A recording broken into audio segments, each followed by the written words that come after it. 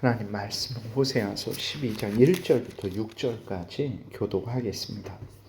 에브라임은 바람을 먹으며 동풍을 따라가서 종일토록 거짓과 포악을 더하여 아수르와 계약을 맺고 기름을 애굽에 보내도다. 여호와께서 유다와 논쟁하시고 야곱을 그 행실대로 벌하시며 그의 행위대로 그에게 보응하시리라. 야곱은 모태에서 그의 형의 발 뒤꿈치를 잡았고 또 힘으로는 하나님과 겨루되 천사와 겨루어 이기고 울며 그에게 간구하였으며 하나님은 베델에서 그를 만나셨고 거기에서 우리에게 말씀하셨나니 여호와는 만군의 하나님이시라. 여호와는 그를 기억하게 하는 이름이니라. 그런즉 너의 하나님께로 돌아와서 인애와 정의를 지키며 항상 너의 하나님을 바랄지니라. 아멘. 기도드리겠습니다. 살아계신 하나님 아버지 감사합니다. 하나님 말씀을 전하고 듣습니다. 성령께서 역사하셔서 하나님의 뜻을 잘 깨달아 알게 도우시고 하나님이 알려주시는 대로 잘 믿고 따르는 우리 모두가 되게 도우셔서 그래서 하나님 영광을 드러내고 이웃을 유익하게 하며 우리도 크신 은혜 늘 누리게 도우소서. 감사드리고 예수 그리스도의 이름으로 기도드렸습니다. 아멘. 오늘 본문에 보게 되면 이제 호세아 선지자는 그 북이스라엘 선지자인데 계속해서 북이스라엘에 대해서만 말씀하지는 않고 이제 남유다에 대해서도 계속 책망을 하고 있는 것을 보게 됩니다. 그러니까 호세아 선지자 당시 북이스라엘과 남유다로 나뉜 상태인데 이제 문제는 북이스라엘도 하나님을 거역하고 우상 숭배하고 온갖 범죄를 저질렀고 남유다도 또 하나님을 거역하고 우상 숭배하고 온갖 범죄를 저질렀기 때문에 그렇게 북이스라엘 선지자이면서도 남유다에 대해서 동시에 책망을 하고 있는 것입니다. 1절에 보게 되면 에브라임은 바람을 먹으며 동풍을 따라가서 종일토록 거짓과 포악을 더하여 아수르와 계약을 맺고 기름을 애굽에 보내도다 그랬어요. 에브라임은 북이스라엘 10지파 중에 대표 지파죠. 그래서 에브라임이라고 하면 그것은 북이스라엘 전체를 의미하는 것입니다. 근데 이 북이스라엘이 바람을 먹었다 그랬어요. 바람을 아무리 먹어도 배가 부르지 않죠. 또 동풍을 따라갔다. 내 뺨을 스치는 뭐가 있어갖고 그것을 따라가 봤더니 아무것도 없습니다. 바람은 헛것이죠. 즉 아수르 그 이스라엘이 헛된 것으로 배불리려고 하고 헛된 것을 따라갔다라는 것입니다. 그것은 이제 아수르를 의지한 거죠. 애굽을 의지한 것입니다. 그래서 아수르와 계약을 맺고 애굽에는 기름을 보내며 안전을 도모하려고 한 거죠. 평안을 도모하려고 한 것입니다.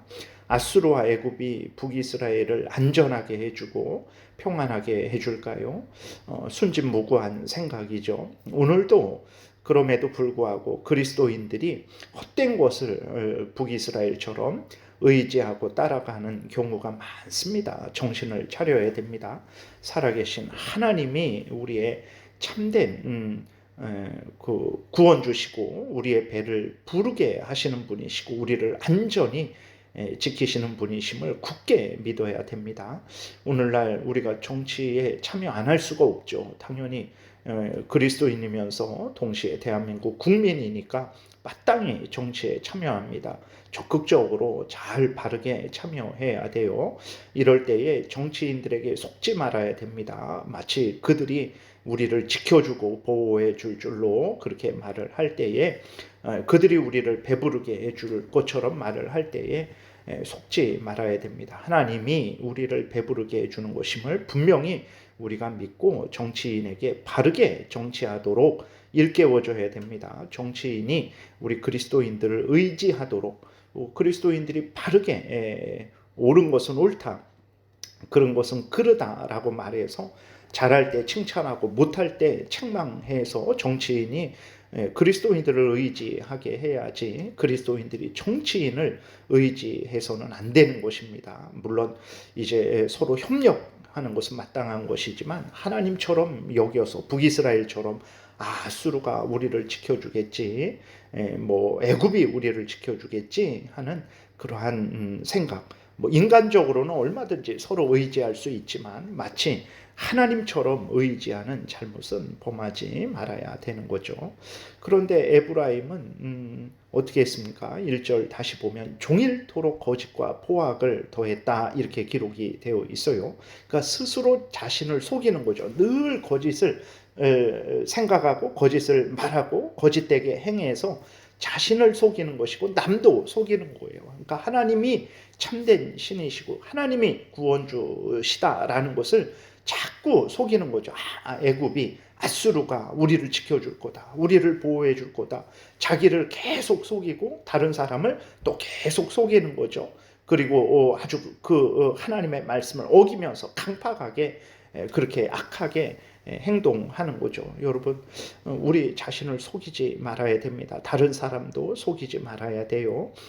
그것은 항상 하나님의 말씀대로 내가 생각하고 말하고 행해야 됩니다. 다른 사람도 하나님의 말씀대로 생각하고 말하고 행동하게 해야 되는 것이죠. 이것이 우리가 마땅히 행해야 될 일입니다. 이것이 우리가 가장 복된 길을 걸어가는 것이라는 것을 늘 잊지 말아야 됩니다. 다른 내 생각에 계속해서 빠져들고 세상의 유혹에 계속해서 빠져들고 사탄의 괴계에 계속해서 빠져들어서는 안 됩니다. 오직 하나님의 말씀에 근거해야만 내가 나를 속이지 않고 다른 사람을 속이지 않고 또 내가 올바르게 살아갈 수 있게 되는 거죠. 2절에 보게 되면 여호와께서 유다와 논쟁하시고 하나님이 호세아를 북이스라엘 선지자로 세우셨는데 유다에 대해서도 잠깐 말씀을 하시는 거죠. 그러니까 유다와 논쟁하신다.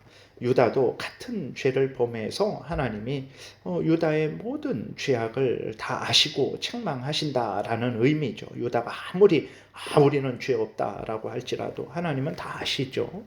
그리고 야곱을 그 행실대로 벌하시며 그의 행위대로 그에게 보응하시리라. 하나님은 행한 대로 보응하시는 공의로우신 하나님이심을 우리가 분명히 믿어야 됩니다. 우리가 힘써 하나님의 뜻을 따라야 하는 이유가 여기 있어요. 하나님은 우리에게 갚아주세요. 근데 어떻게 갚아주십니까? 하나님을 사랑하고 이웃을 사랑하며 하나님 뜻대로 살아간 자들에게는 하나님께서 약속하신 대로 생명의 면류관을 우리에게 허락하여 주실 것입니다. 그러나 하나님을 떠나서 우상 숭배하고 또 하나님의 말씀을 따라서 하나님 사랑하지 않고 이웃 사랑하지 않은 자들, 하나님의 말씀을 거역한 자들은 진노의 형벌로 갚아 주실 것이라는 것을 우리가 항상 분명히 믿어야 됩니다. 그래서 우리가 선을 행하되 낙심하지 말고 포기하지 말고 끝까지 선을 행하면 때가 되면 하나님이 반드시 갚아 주실 줄로 믿고 우리가 항상 하나님을 경외해야 되겠습니다.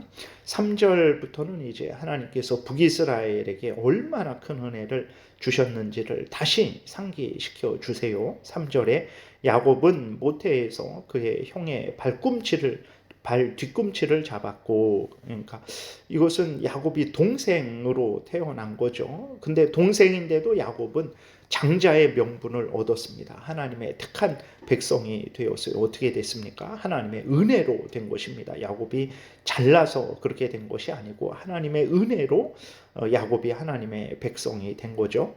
또 힘으로는 하나님과 겨루되 천사와 겨루어 이기고 울며 그에게 간구하였으며, 이것은 이제 야곱이 형 에서를 속이고 축복을 받았죠. 형 에서가 죽인다고 하니까 외삼촌네로 도망갔다가 다시 돌아오는데 형 에서가 쫓아온다는 소식을 듣고 하나님께 매달려 간구했죠.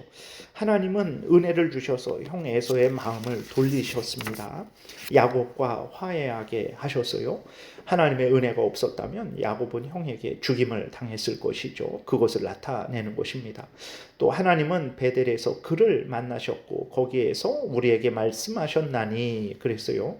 그러니까 형과 화해하고 돌아올 때 그 형 에서가 자기와 같이 가자 그랬는데 형 먼저 가시라고 나중에 가겠다고 그렇게 야곱이 말했는데 그것도 속인 거죠. 그래서 세겜에 계속 머물러 있었습니다. 그리고 이것은 하나님도 속인 거예요. 야곱이 외삼촌네로 도망갈 때 베델에서 하나님의 그 놀라운 약속의 말씀을 듣고 하나님께 맹세했죠.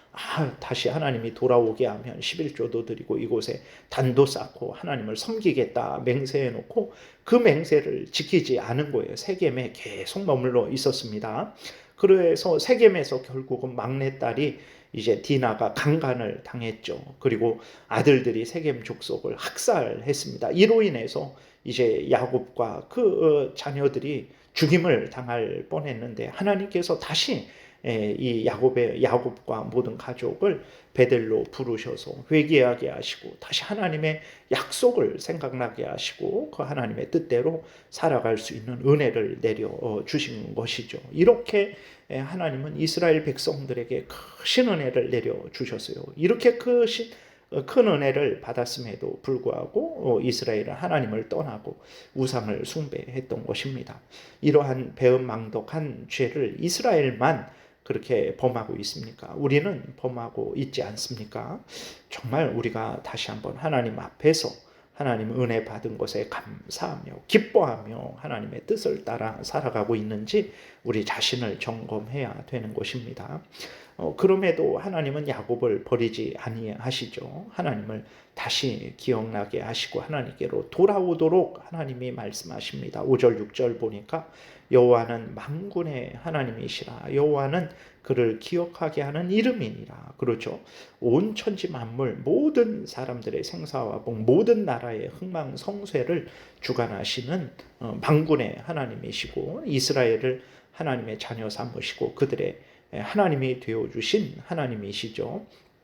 6절에 그런즉 너의 하나님께로 돌아와서 인애와 정의를 지키며 하나님을 사랑하고 이웃을 사랑하고 하나님의 말씀의 기준에서 옳은 것은 옳다, 그른 것은 그르다 그렇게 바르게 살아가고 항상 너의 하나님을 바랄지니라. 이것이 하나님이 이스라엘 사람들에게 원했던 것이죠. 그리고 오늘 우리들에게도 원하시는 것입니다. 항상 우리가 하나님을 우리 하나님으로 나의 하나님으로 우리가 믿고 섬기고 있는지 그리고 하나님을 사랑하고 있는지 인애 이웃을 또 사랑하고 있는지 정의 하나님 말씀을 기준으로 모든 삶을 살아가는지 점검해야 되겠습니다. 이것이 우리를 향한 하나님의 뜻임을 굳게 믿고 아멘하고 하나님이 부르실 때 하나님 앞에 나아가야 되겠습니다.